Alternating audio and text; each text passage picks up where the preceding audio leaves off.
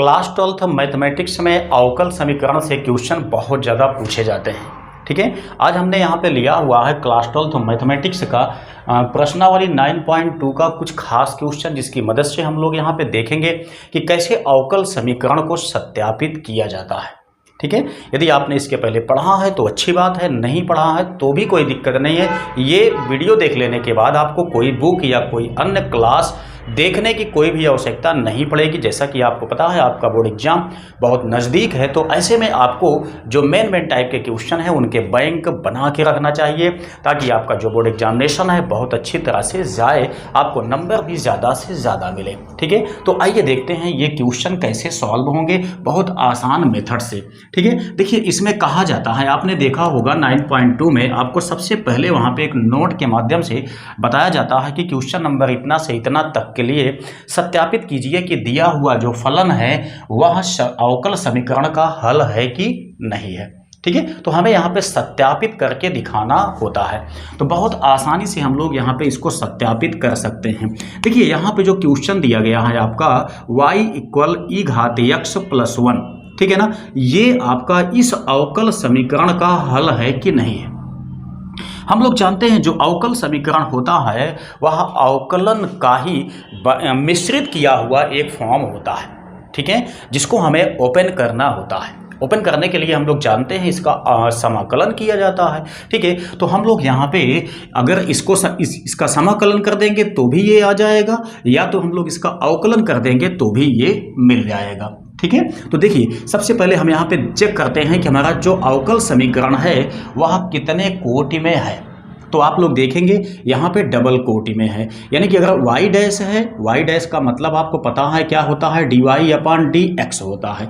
वहीं अगर y double dash है तो इसका मतलब होता है d2y अपान dx2। ठीक है, यानी द्वितीय अवकलन तक यहाँ पे चला गया है। तो आप देखेंगे यहाँ पे, तो यहाँ पे आपका y डबल डैश है, यानी कि द्वितीय अवकलन तक हमें यहाँ पे चलना होगा, तब हम इसके आंसर तक पहुँच पाएंगे। तो आपको क्या काम करना है, इसका आप डबल अवकलन पहले निकालिए। देखिए जब प्रथम अवकलन निकालेंगे तो हम लोग इसको क्या लिखेंगे, dy अपान dx लिखेंगे। ठीक है, या आप इसी को चाहें तो y डैश लिख लें, कोई दिक्कत नहीं है।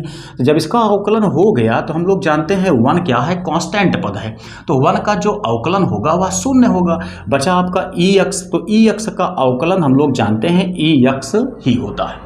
ठीक है, अब हमारा इससे कोई काम नहीं है, अब काम केवल इसका है।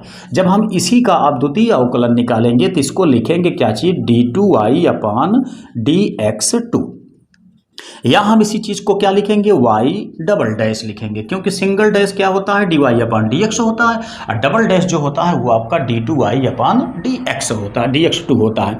तो यहाँ पे आपका देखेंगे तो इसका जब फिर से अवकलन किया जाएगा तो क्या हो जाएगा, ex का ex ही होगा, चाहे कितनी भी टाइम क्यों ना इसका अवकलन किया जाए। तो अभी आप देखेंगे जब हम यही यानी कि y dash y double dash की जो वैल्यू है इसमें हम पुट कर देंगे तो आना क्या चाहिए, शून्य आना चाहिए। ठीक है, तो यहाँ पे देखिए हम लिखेंगे क्या चीज़, लेफ्ट हैंड साइड से क्या चीज़, y double dash minus y dash is equal, देखिए y डबल डैश की वैल्यू हमने यहाँ पे क्या निकाला है, ex निकाला है, माइनस y डैश की वैल्यू हमने क्या निकाला है, ex निकाला है। तो जब हम यहाँ पे दोनों वैल्यू को पुट कर देते हैं, यानी कि y डबल डैश या y डैश, इन दोनों का मान हम यहाँ पे लेफ्ट हैंड साइड में लिख देते हैं, तो काटने के बाद आप देखेंगे तो क्या आ गया, शून्य आ गया। ठीक, तो बस इतना सा ही हमको यहाँ पे करके दिखाना होता है। इतना हम कर देंगे तो हमारा जो ये क्वेश्चन है सॉल्व हो गया है। बहुत आसानी से ऐसे नंबर हम ले आ सकते हैं अपने बोर्ड एग्जामिनेशन से। ठीक है, अगर आपने इसको सही तरीके से समझ लिया है तो आपने बिल्कुल भी नहीं पढ़ा था अब तक, तो मैं उम्मीद करता हूँ कि अब आप लोग ये वाला जो क्वेश्चन है इसे आसानी से सॉल्व कर लेंगे। ठीक है, तो आइए देखते हैं कैसे इसको सॉल्व करेंगे।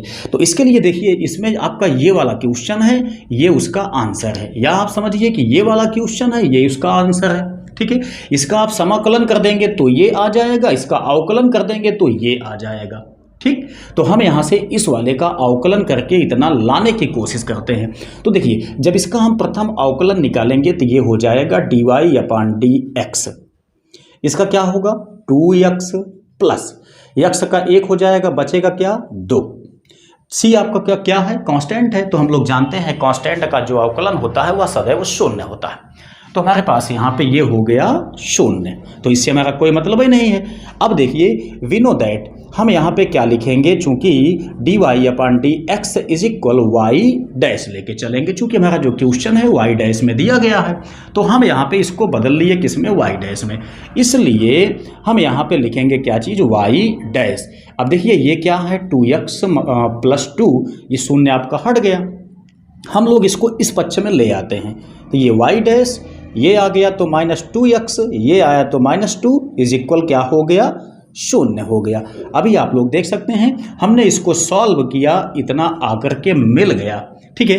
तो यहाँ से हम क्या लिखेंगे, हम लिखेंगे प्रूव्ड। और लास्ट में जो आपसे कहा गया था इसमें कि सिद्ध कीजिए या सत्यापित कीजिए कि दिया गया जो समीकरण है वह अवकल समीकरण का हल है या नहीं, तो आप क्या कहेंगे, है, ठीक है। दोनों क्वेश्चन आपके इसी तरीके से सॉल्व हो जाते हैं। और इस तरीके से आप लोग लगाना चाहेंगे तो इस लेसन में जितने भी क्वेश्चन हैं सभी प्रश्नों को आसानी से आप लोग सॉल्व कर सकते हैं। किसी क्वेश्चन में आपको दिक्कत लगती है तो कमेंट बॉक्स आपका है, उसमें आप लोग अवश्य टाइप कीजिए।